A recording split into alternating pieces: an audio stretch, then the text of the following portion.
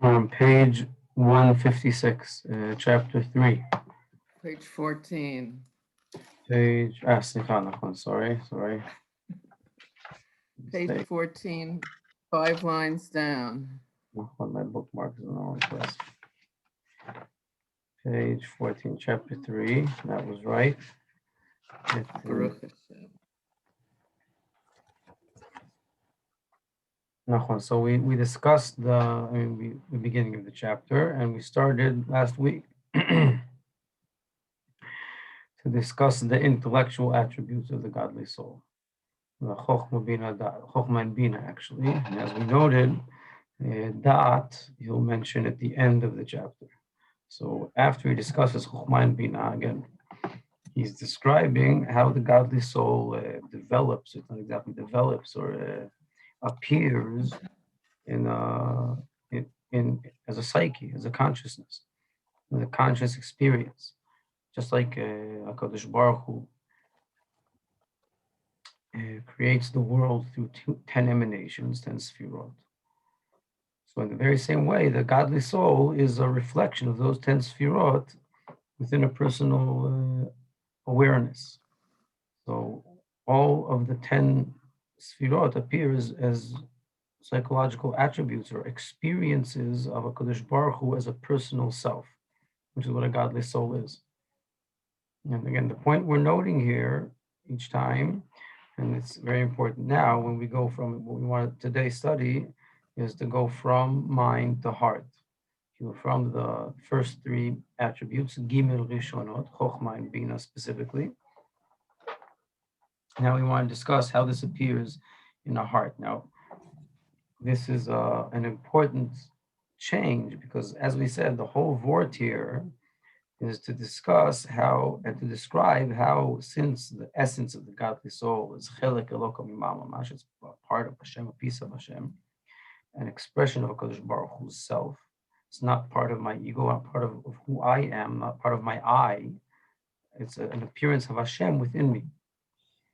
So the whole point of the description here is to see how each attribute is a depiction of HaKadosh Baruch Hu, the Chokhmah.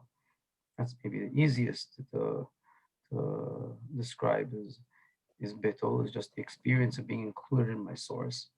And Bina is a caught or an expressed, as we explained last time, developing that point. But still the mind, as we discussed this many times before, typically is capable of clinging. That's the phrase in Chassidus, dvekut, of devoting itself to something outside of my experience of self. That's the definition of what a mind is. So it's typically conducive or capable of capacitating an experience other than an experience of self. So saying that in my mind, I capacitate, I can understand what it means to express something other than myself, to express Hashem, like to be full of something. Like if I'm studying and devoted to the study, so much so that the issue at hand fills me and I forget myself completely. I'm annulled to the issue at hand. I can understand that. But the heart, by definition, what a heart is an experience of self. And the whole word here is that the godly soul, relatively to my ego, is selfless because it's not part of myself. So now we need to describe how an experience of self appears from the godly soul, which is again a little bit of a contradiction, because typically, if I define the godly soul correctly, then I understand it as being bittul, being not myself, because it's being something other than me. So explaining an emotional attribute of the godly soul is seeing how that thing that isn't me, I can experience as a self from within. So we'll see that now. Now the process, the simple order that he's describing, and we discussed last time, is that there's, and he'll say this about the animal soul as well, is that there's intellect, and the what we call intellect, Gimel Rishonot, mind, is relatively, the phrase he uses, mothers or parents, roots, Just like in any psyche, the intellect is what breeds the emotion. So if I contemplate on a certain topic and how wonderful it would be to do something, then that will breed my experience of love, or if it's the opposite of fear and deterrence from that thing, my emotional experience, which again, like we know before, is how I feel about the thing. Again, it's a sense of self, but it's bred. That's a result of the phrase in Kabbalah is that it's birth, that the mind births this. So the heart, my experience of self towards the issue at hand is like offspring of the contemplation.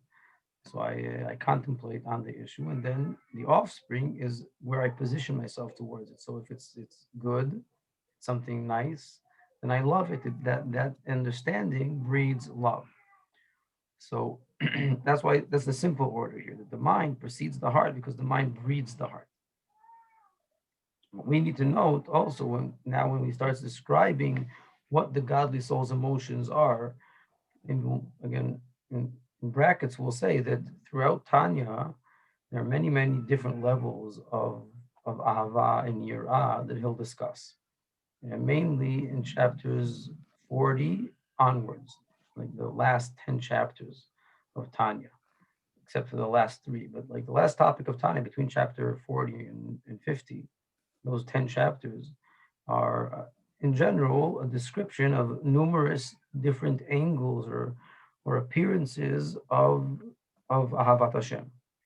And if we were to compare this to what's written there, then relatively here, he only, first of all, he doesn't elaborate too much. It's very brief. So it's hard to make that comparison because the topic is elaborated on in the end of the book. So this is not like, he's not looking to describe these levels of Ahavat Hashem. He's looking to describe, again, like we discussed, the manifestation of the soul. And part of the manifestation of the soul is also its emotional attributes. So he discusses Avat Hashem. It's not, the topic is not discussing different attributes. But if you parallel the phrases that he uses here and to the phrases he uses in the chapters where he does elaborate this topic, then it's very clear that he's noting the what would later be called the highest levels of Avat Hashem. What I mean, the highest, the purest levels of Avat Hashem. As per se, those where where myself isn't involved.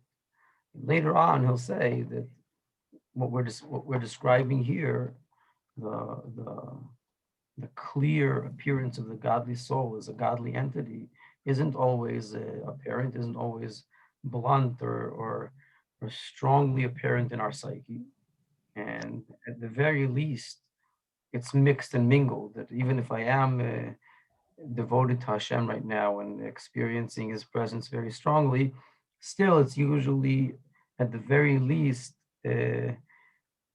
coexisting with my sense of self. That I feel both sides at the very least, and that itself diminishes the intensity of each experience because it's always on the background of it's like again like a tug of war that I'm being, no matter how much HaKadosh Baruch Hu's presence catches me and carries me out of myself, but it's very likely, almost certain, that my sense of self, my value of self, my willingness to completely abandon my fretting over myself isn't complete. And therefore, it's like dragged back. So my attention, you can describe this in a very simple way. My attention, like being carried away completely, is very difficult for people like us. We're very self-involved. And since we're very self-involved, then imagining something completely carrying me away out of myself is very rare to imagine such a thing. Again, just because my involvement with myself is very strong. So it would demand a lot of the intensity to justify my abandoning myself completely, forgetting myself, like stopping to fret over myself completely. So either a lot of pull, or also a lot of release. Maybe if I, like it says in the Zohar,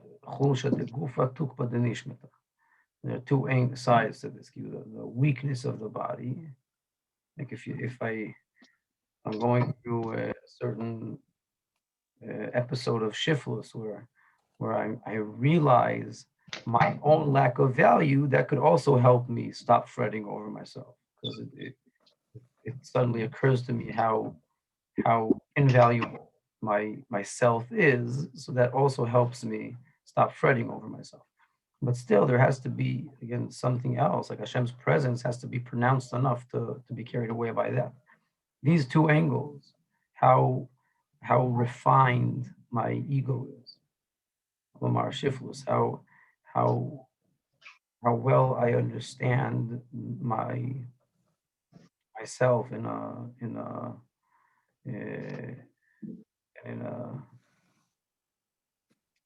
what's the phrase, scrutinizing way. How much bikoret atzmit you have, how much personal, how critical you can be of yourself in a good way.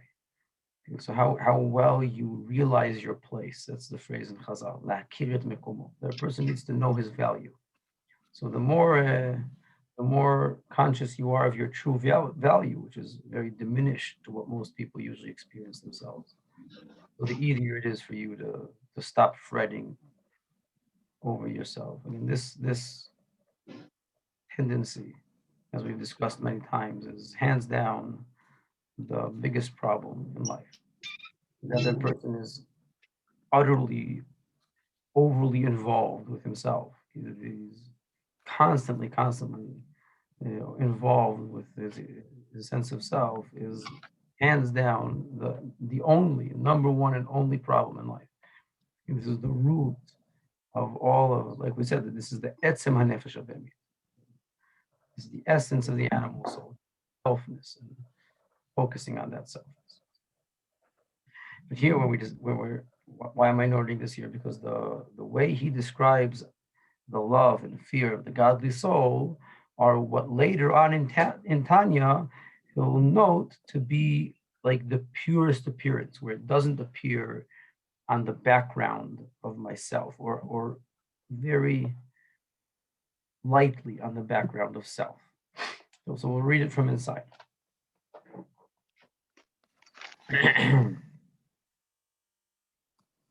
Maybe we'll start reading from the bottom of the last page, and we'll just read through the mindly attributes which we studied already. אז ביאור העניין, כי הנה השכל שבנפש המשכלת, שהוא המשכיל כל דבר, נקרא בשם חוכמה, כוח מה. So חוכמה is like בכוח, be included in potential, not בפועל. וכשמוציא כוחו אל הפועל, כשמתבונן בשכלו, להבין דבר לאשורו ולעומקו מתוך איזה דבר חוכמה מוזכר בשכלו, נקרא בינה. So this was the intellectual process we discussed last time. Now he says, והן הם אב ואם. These two intellectual faculties are a father and a mother. This is also how they're called in Kabbalah, Partzuf Abba, Partzuf Ima. So the intuitive sense of being part of my root, like being completely inter-included. If you recall the allegory we said last week, was like a cup at the bottom of the sea. So sensing myself as being part of my source, that's like the father's insemination. It's a seed. The whole understanding here is very basic, is very classic, and you need to understand the phrasing. And he's going into a very certain knemida. How do you say knemida? Into a very certain measurement, like your own psyche. So if last week we didn't stress this so much, here it becomes very, very important. That I think the phrase we used last week is that chokhmah is like finitizing infinity, catching a piece of infinity.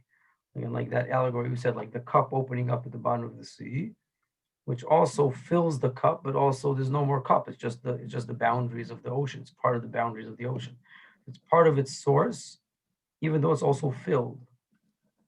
Whereas Bina is already catching that finitized piece of infinity and elaborating it.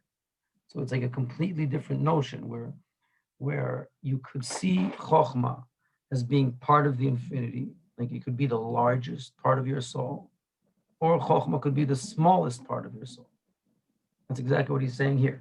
That that's why he calls it an insemination. You could say it's a flash of infinity. It's like the beginning of everything, the seed of everything, which is like the bottom of infinity, like the finitizing of infinity. Or you could say that it's only a seed, and everything else, all the rest of the consciousness, is much more developed and elaborated. I could see Chokhmah as an intermediate between each angle. I could see it as the end of infinity or as the beginning of finitude. Yeah. Yes. I just, on what you already said, I had a couple of questions before we go further. When you said the divine soul develops as a conscious experience, that's how you began. So how do we know that it's not the ego disguising itself as the divine soul? How do we know that it's really the Yes, divine soul developing? that's why we need to read what he'll describe. Again, that's why I said it's a challenge. First of all, you need to note that saying such a sentence is very strange.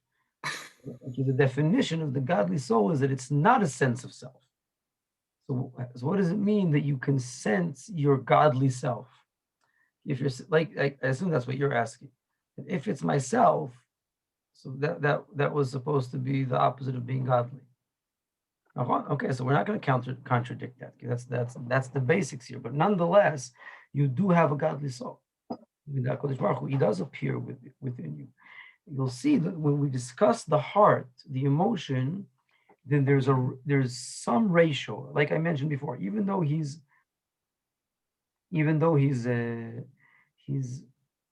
choosing the purest appearances of love and fear, still in each one of them there's a ratio to your ego, to your existence, to yourself, a very minimal ratio that we'll see it in a second. But on each one, on the fear, he phrases this, maybe we'll call it the subjectiveness of it, and also on the love he phrases subjectiveness of it. In the chokhmah and bina, there's no subjectiveness, because again it's complete annulment, because you're not experiencing yourself, you're experiencing Hashem's self. Again, you're studying something, you're in it, it's not you, you're not in yourself anymore. Your attention is straying from yourself and focused on HaKadosh Baruch Hu. But in your heart, it's already part of yourself. Now really, like in more elaborated Maimorim, like the Mittler Rebbe's Kundras Ha'itpailus, which is the most important interpretation of Tanya and Chassidus. What's the name of it? Kundras Ha'itpailus. Oh, Spilus, Kundras Spilus, yes. Which again is one of, not the most important interpretation of Tanya, and specifically of these points. I mean, the topic there is describing exactly these things, the different angles of love and fear of Hashem. Again, like the Mittler Rebbe tends to do, he makes it a very, very organized structure of 5 levels here, another 5 levels, another 5 levels. He describes things very, very technically.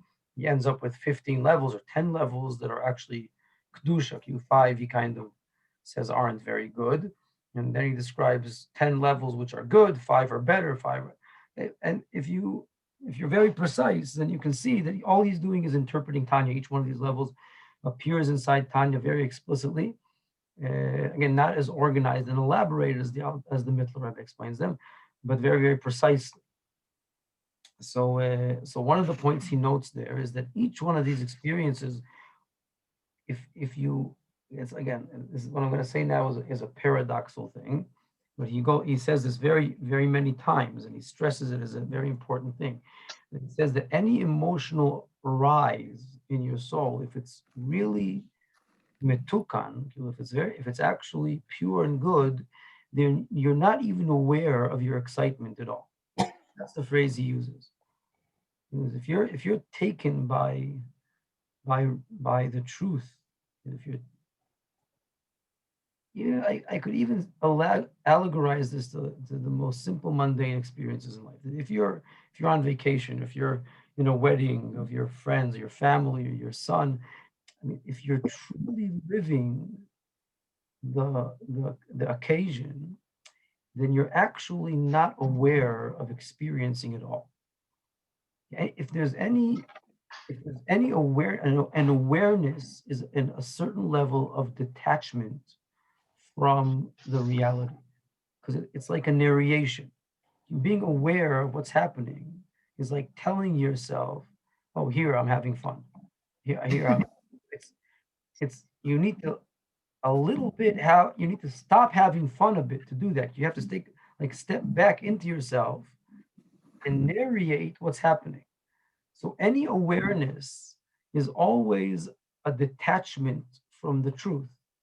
It's always a subjective ego interfering. So it's not pure anymore. And if you're completely living the scenario, then there's actually no awareness. But nonetheless, there's a lot of emotion. I mean, this is like very difficult to contemplate on, but it's very clear if you think about it, that there's even more emotion. And if I'm in a very exciting setting, my child's wedding or whatever, I'm completely taken. This is what's called dvekus. That you're in complete. I mean, the occasion or what's happening, the presence of Hashem here takes you completely. You're clinging to it completely. If that's the case, then there's no aware experience. First of all, there's a lot of love and fear there. There's a very intense emotion, much, much more intense than anything else. Yet nonetheless, there's no awareness of the emotion. It's an emotion that completely lacks awareness, which is a paradox because, again, emotion is an experience of self. But this is an example of how truly an experience of self doesn't have to be an egoistic, aware experience of self. There can be an experience that lacks awareness. Now, if you're experiencing and you're not aware of it, so what does it mean that you're experiencing? What's the pshat that you're experiencing? If you have no awareness of being experienced. When you say awareness, you mean like self-consciousness. Self-conscious, exactly. Like a narrative that you're. Yes. That part of awareness, like active awareness, is actually a detachment from the experience. Uh-huh. But you're not experiencing. Mm-hmm. And this is always true. But why is it hard to think about things this way? Because if being my animal soul, like being so identified with my detached self, my separate self, it's very hard to understand what it means to be very emotional and not know about it, and not think about it. Not there's a very intense experience that I don't experience, that I'm not involved. There's no involvement in the experience. So what is And just connecting it with something that you said last week about the doubles, that and the divine soul emotions are more fragile, more weak, and the animal soul's emotions are stronger, and therefore we have to get the animal soul involved somehow for that strength. So that's still without self-awareness, even when the animal soul no? So simply, what we'd say about the animal soul is that the intent that there's a unique intensity to the phrase in Hasidus is devouring or consuming, like a fire. That's the phrase. Like a flame consumes oil or consumes the wick. The consumption of your awareness of self has a unique intensity to it. That's something else of what we just said. Everything we phrased just now is just a godly soul. But if I, for instance, if I say, we just discussed this topic, and you find yourself noticing, and anybody who is true to himself will find himself noticing this, that you're always involved in everything you do. There's not you. We don't really know these experiences because I'm always detached a little bit and self-involved and narrating what's going on. So in study, it's easier to find such situations where I lose myself in study, but in emotion, very, very hard to find a time in life where I'm going through an intense emotional experience without narrating it, without being involved in it at all. That's like a godly, completely, a purely godly emotion. Very, very hard to imagine such a thing. So let's say you notice that, and you find you very strongly how your tendency to involve yourself is detaching you. It's constantly detaching you from the reality at hand, and and that bothers you. It bothers you very much, so much that it burns, it stings your tendency to involve yourself, and by doing so, to mutilate and detach yourself from the truth, it burns you. So that burning sensation is that tendency itself being consumed. The tendency is like the fuel of the burning. Hmm. That's what he'll call that the soul wants to leave the body. It feels that the body is imprisoning, like captivating it. Again, like I could feel how right now I'm speaking, and there's a part of myself that's like a magnet, like gravitating me back to self-involvement. The study is is focusing outside of myself, but there's always in the back of my head. Again, in study, it's really very deep in the back of my head, but in emotion, it's not so much in the back of the head. Like in emotion, it's in the front of the head usually. You can feel them both very strongly. That you're excited about something, but you're also detached from the experience because you're narrating yourself. Mm-hmm. And that tendency, it bothers you. Mamash, it burns, and you want to escape that tendency. There's like an intensity to that escapism, which is like the flame flickering upwards, and as if trying to escape the wick, which captivates it. So that's very, very similar to what we'll say very soon. That's Sam Alecha Nafshi. He calls it a yearning love. If we already said it, we'll mention it. This angle is like I said, the background of the love of Hashem that he says. So there's a self there. And like we started mentioning, in the mindly attributes of the godly soul, he didn't mention any self. It's all Hashem. In the emotional attributes, he describes how selfless they are by relating them to the self in the background. Let's read it inside. We'll see at least the first two, the yirah and ahava. And he talks here about yirah ila'ah. Yirah ila'ah is like the highest fear, and even there, Awe. awe, It's yeah, awe. Later he says fear, so the highest awe of Hashem, yirah. But even there, he says he also calls it yirat boshet, which means shame. shame, yeah, shameful awe.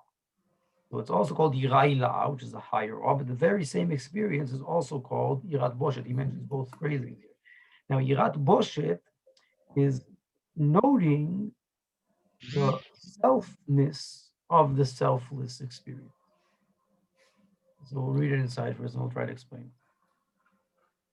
So the contemplation, the mind, the chokhmah and the bina are the father and the mother that breed amolidot ahavat Hashem v'irato upchado. Why? כי השכל שבנפש המשכלת, שמתבונן ומעמיק מאוד בגדולת השם, איך הוא ממלא כל העמים, וסובב כל העמים, וכולה קמא כלא חשיב. So this, we'll have to go back to that as well. We'll skip it for a second. He says that you need to contemplate in such a manner. That's the content of the mind of the godly soul's contemplation. And when you contemplate in such a manner, then inevitably it breeds a godly experience, a godly emotion. Remind me next week we'll go back to just to explain the contemplation itself. But right now, because we already focused on the emotions, we'll just read one sentence forward and see how he phrases what's birthed of that contemplation. איך הוא ממלא כל העמים בסוף וכל מכולו קמא כלא חשיב, נולדה ונתעוררה מידת יראת הרוממות במוחו ומחשבתו. So the attribute of fear. He calls it irat romimut, which means the fear or the awe of exaltance, the awe of Hashem's exaltance. When you contemplate HaKadosh Baruch Hu's exaltance, then the awe, like the feeling of awesomeness of Hashem's exaltance, is birthed and awakened. These are two phrases he says here. You can see it this way, you can see it that way. But it's a result, like the attribute is birth. Simply, he's talking about what he'll explain later on in Tanya, that there are emotional attributes that the mind breeds, and there are emotional attributes that the mind awakens. Like you have intrinsic natural experiences, the mind only cultivates and awakens. So נולדה ולהתעוררה מידת יראת הרוממות במוחו ומחשבתו. The second he says מחשבתו, that's already levushei hanefesh. So also in your mind and also in your thoughts, like you're filled with this, and akilu, when your experience is filled with something, so it automatically overflows into your thoughts. Right? Just like any experience you can think about. If you're studying something, or if you're concentrated very strongly on something, so immediately it feels like an overflowing cup. It fills all your thoughts, and you start thinking about it. There are two things here. Lira is to fear or awe. Boshesh is to be embarrassed. So these are things that get very, very. It sounds very self-involved. I don't know. It's hard to know what the right translation is, because embarrassed seems to have like a lot of sense of self. That's why I said embarrassed here is the selfness of this selfless awe. He says lira, which is the awe of the godly soul, because it's an experience of self. So what's the selfness? The selfness is that, what does it mean that there's selfness? It means that if you find yourself feeling this way, then you'll feel embarrassed. The awe itself is a awareness. It lacks awareness. It's an awarenessless awe, because it's the godly soul's awe. So it's just, again, if we take the pattern he described, if you're contemplating on Hashem's greatness, and we're not getting into the details of what he described here, but you're focused on the greatness of Hashem, you're studying it. So within that understanding, like within that devotion, that realization of HaKadosh Baruch Hu's greatness, there is immense awe, but it's not experienced at all. It's like you're frozen. You're not aware of being in awe, but there's very intense awe there. Like if you stand at Mount Sinai, and you stand on the side and you watch the Jewish people, and they see HaKadosh Baruch Hu, then they're all completely taken aback. And you can see that there's intense awe there, but they don't feel it, or we could say they don't feel it yet. But if you were to find yourself feeling this way, the feeling itself lacks awareness. But if you always do, which is take a step back into yourself, like where is your self involved here? Again, this is not something, in any intense experience in life, you can note this pattern, that there's the actual occurrence, and then there's how I experience my experience. So that would be embarrassment. Where I find myself, that's also how it's explained in Chassidus, why it's embarrassing. Because it's finding yourself where you shouldn't be. Like that involvement of self. It's like, I mentioned this before, I heard from the Rav many times, this allegory that he said. And he says that Yirat Boshet, this phrase here, is like a person feeling like a black stain on a white gown, like on a wedding dress. That when you see the like, what's the allegory? The allegory is that HaKadosh Baruch Hu is Or and Sof. He's like an infinite light. maybe we will hard to explain it other than how the Alter Rebbe explains it. So we will say a few words about the contemplation. He said you have to meditate, contemplate on Mimale kol almin, sovev kol almin, v'kula kamei kilachashi. You need to realize, say very briefly, it's like allegorizing. Let's say you go to a tzaddik, to the Rebbe, you come to a class. So the Mimale kol almin, first of all three levels here are mind. So what does it mean? It means that you're caught by something. So if you hear a class, then the first thing you are avoid from a tzaddik, then what you understand, that's called mimalikwa. So if you come to a class and someone says something fascinating and it completely captivates you, then that's called mimalikwa. It fills you. Being full of something means catching it, understanding it. A pnimi understanding. Now, soivev kol almin is saying that, again, this is also something you reach through your understanding. But if you come to a class and you understand something and it's fascinating to you, what you understood, then mevin davar mitoch davar, you can and you should and you need to. This is the process of contemplating. You should deepen within your understanding and realize that if what you understood is so fascinating, then the tzaddik, his mind, his understanding, the way this exists within him, which you haven't understood, like the parts of the class you didn't get. Like you say in a very coarse allegory. So the part of the class you understood is the mimalik olam. The part of the class you didn't understand, but you understand that there's that part. Like you understand, from understanding what you did understand, you realize that there's a brilliant rabbi here, that you don't understand it. So understanding what you don't understand, that's called soivev kolam. That you have an inspiration of a surrounding light because you don't understand it, but it's inspiring you because you realize its existence. Usually you realize it through what you did understand. That's why he says that first there's mimale and then there's soivev. Through the understanding, you have a realization, like an inspirational realization of what you don't understand.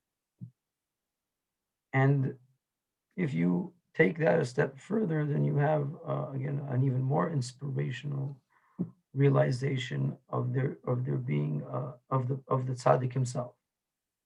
That he's not an understanding or a non-understanding. He's not a mind at all. He's an essence. He's not an intellect at all. Maybe you could say he's a piece of faith. He's a thing, an etzem. So same thing with HaKadosh Baruch Hu. There's kilu realizing how HaKadosh Baruch Hu appears to me. There's what I understand of Hashem. Like if you have a hashgacha pratit in mind. So that's called mimalik olam. That Hashem appeared to you, and you see how he did good with you. He saved you from something, and you're very excited from that realization of Hashem. That's mamala, you're saying. So hashgacha pratis is mamala, when you Yeah. realize it. Yeah, if there's like Could a you specific please explain those two terminologies? Like say, I don't know them. Mimale kol almin in Kabbalah is the light of Hashem that fills the world. Mimale is filling. Kol almin is the world. Now we're just translating it psychologically. So it's how Hashem appears to me, fills me, like what I can catch of HaKadosh Baruch. Like the example I said now, if there's some sort of hashgacha pratit that happens to me that I fathom Hashem, he would suddenly occurs. I understand what happened here suddenly. So I thought I was. Word is olam. Is olam. Almin in Aramaic is worlds, plural. Okay. What Hashem fills all the worlds like a soul to a body, that's called mimalik olam. So the tangible, graspable elements, that's mimalik olam. But for instance, that example, hashgacha pratit. So that's like a tangible realization of Hashem. Now, if from that I deepen my contemplation of what just happened, of this hashgacha pratit, and I get an inspirational realization that the good Hashem did for me here, it's not a local phenomenon. It's a non-local phenomenon. This is how things work. Like all of what I don't understand also works this way. I still don't understand it, but the whole world is working this way. All of reality works. Hashem works this way. You know, that Hashem, that it's not just that this happened for the best. Happenings happen for the best. That's like a surrounding realization because you don't get it. You can't calculate it. But you realize it through a singular understanding. Like there's something you do get, and through what you do get, you realize that there's infinity that you're not getting. You get it that there's an infinity that you're not getting. It's also a certain understanding. Also, soivev, it's called yediata shlila. You know something in a negative way. You realize it as a must. So it's not like understanding. It's understanding that you don't understand, but you understand it. And so if Hashem did something good, then like the Hashgacha Pratit, you see that's Me'mal Kolam. You can understand the good of Hashem, that Hashem did good. But if from that you realize that Hashem is good, and it surrounds all of your existence now, even though there you don't understand it, you can't explain it, but you realize it through the small occurrence that you can understand. That's relatively a surrounding infinite light. You can't capacitate it. It's much bigger than your ability to capacitate. Now, it's very important to make this leap. If you have like Hashgacha Pratit, and that you don't deepen your contemplation of what just happened in order to expand it to an existential awareness, and that's not good. If something, any singular occurrence that happened, you should be a mevin davar mitoch davar. You should be able to understand, derive the surrounding conclusion from the singular understanding. Now, if you do that, then after that, you keep deepening your understanding of that insight, then you get an inspiration of actually there being only Hashem, not only his providence, not only his singular providence, and not even his existential providence, just him himself. That's like. Can I ask a question about that? Like, just that word, that transition from the personal to the more existential, and how you say that it's a leap. I mean, to the little tiny degree that I maybe understand that, like it awakens Amuna in a certain sense in the Keter. And it's like, that's the inspiration. Like, and you get it. It's something that you're getting, but that's called a surrounding light. You understand it. It's not, you don't, again, you can't put it in a box. It's not in you, but you're completely exposed to it. Not to think that a surrounding light is like is irrelevant. No, it's a complete understanding. That's called a negative understanding. That you get it. It's like you ricochet to it. You bounce off the wall to it. It's something you do understand, and you bounce off your understanding to a new understanding. That's what's called a negative understanding, because you're bouncing off to it. You're not directly studying it. I couldn't explain that emuna, that inspiration. I couldn't explain it to you directly. You have to bounce off something. Very often, if we're using this example of Hashgacha Pratit, very often you need to bounce off a few singular occurrences. Like after a few times that HaKadosh Baruch Hu does this with you, then the coin drops and you have this realization. And you come to the Rav's class and you hear a good word. So at first, there's no itkashus there. It's just a good word. Okay, I heard a good word from a nice rabbi.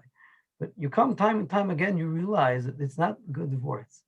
This is the spring. This is where it's happening here. It's not just that it happened. It's actually happening. Now that's already a surrounding realization. Now, deeper than that is that you can sense the essence itself, atzmus.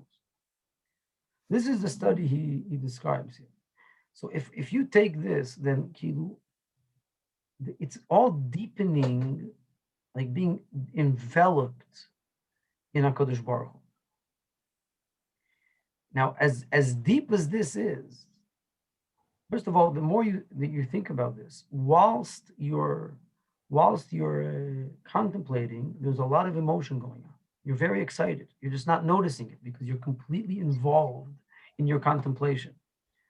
But you're very, very excited. Your heart beats high. You're sweating. Anyone standing next to you would say that you're in immense awe, but you aren't thinking about it at all. So it's hard to even call it an experience. These are the actual godly experiences, because this is really clean the godly soul, and it's emotion. There's awe and there's love, but it's not aware at all. So when he wants to phrase it as something aware, so it's as if within this experience, suddenly you notice yourself. Notice that you're in awe. Then what would you feel? You'd feel very embarrassed, because it's like jumping up in the middle of a meeting. Your awareness just popped up in the middle of all of this light. So, and your awareness isn't part of it. It's like that's the allegory that the Rav says very often. It's like a black stain on a white dress. Your sense of self, again, your tendency to narrate the existence, not just be, but experience, is like a black stain in all of being. And you feel yourself that way. You're so involved with the contemplation that really, when you find yourself contemplating, that finding of self, that self that pops up, is like a black stain in the middle of everything. So you're just embarrassed to be there. That's the simple example here, that you're like, you find yourself in the king's hall, and in the middle of the hall, everybody's looking, like, and you're stuck there. You're not supposed to be there. You're like a little thorn in the middle of everything. So what is that describing? It's describing the sense of self, of a selfless awe. That when you sense yourself having a selfless awe, then you're embarrassed. You find What does embarrassed actually mean? you're embarrassed. You're embarrassed to exist. Yet being that self, that overly involved, Mhm. compulsive self, it's an embarrassment to exist. So the Uh-huh. you were enveloped in reality, in what really is, more your narration of self is just like a protruding bump. And that's you feel embarrassment. So the embarrassment is like the self of the selfless awe. Okay. So that's what he says here. מידת יראת הרוממות במוחו ומחשבתו ליראה ולהתבושש מגדולתו יתברך שאין לה סוף ותכלית. ופחד השם בליבו. Again, so if that becomes, if you focus on that fragment of self, then it becomes fear. Like a It person, becomes what? fear. That awe becomes fear. Yeah. Yeah, it's like dreaming you're walking down the street naked. So if you focus on the bump, on the protrusion of self, then it becomes so unpleasant that it's already fear. It goes down to fear. From awe, it goes down to pachad. It becomes like clean, like when the emotion is no longer mindly at all. It exits the mind completely.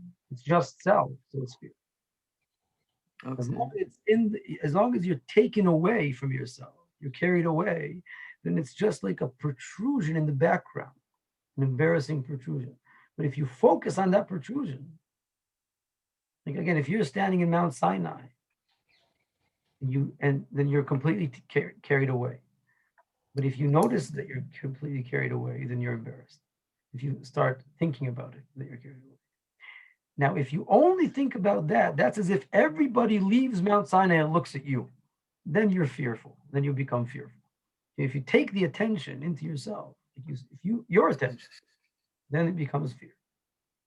Okay, so again, bashfulness, embarrassment is like the background protrusion of awe, of clean awe. But if the experience of self heightens, then it becomes fear of Hashem. Now he's talking about the love.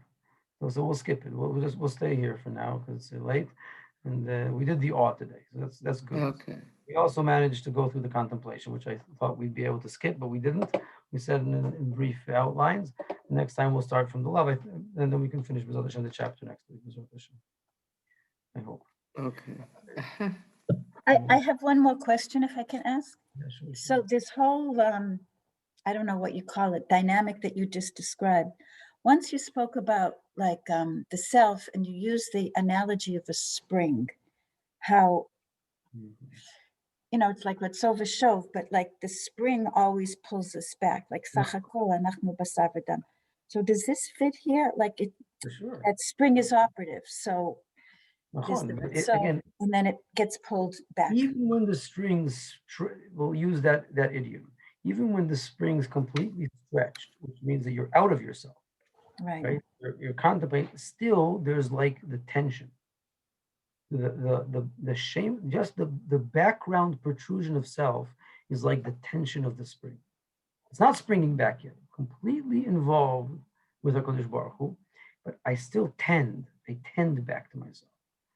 And that tension is itself a protrusion of self, a very, like a fragment of a protrusion of self. Right. And it's embarrassing. You find you're still there somewhere. Right. Now, if you actually bounce back to yourself, then you'll be very fearful. That's already completely hard. But the main point I wanted to make is that the true emotion, the true godly emotion, is completely enveloped in the mind. So much so that you don't even experience it. You're just enveloped. And if you experience it, it's like experiencing the tension of the spring, and then you're embarrassed. But the spring is completely stretched. You're completely enveloped in the mind, in the understanding, in the contemplation of Hashem. Thank you. That's godly love. This is again in Kundusay Pilus of the Middle Rebbe. This is a very big topic, very important. This is like this type of love is the only love that the Alter Rebbe wants. And any other experience, which is just self, is all halevai. We had a very, very strong self for Hashem. That would be great. But for the Middle Rebbe, it doesn't even begin. This is what the Alter Rebbe wants: godly love, a love that you're not even aware of loving, because it's all part of your being enveloped in Hashem. So if we translate this to like mundane terminology, it's like that you need, like living in reality, not being detached from the experience, is very, very fundamental, and also very, very difficult for people like us. So, B'ezrat Hashem. So from here we'll pick up next week.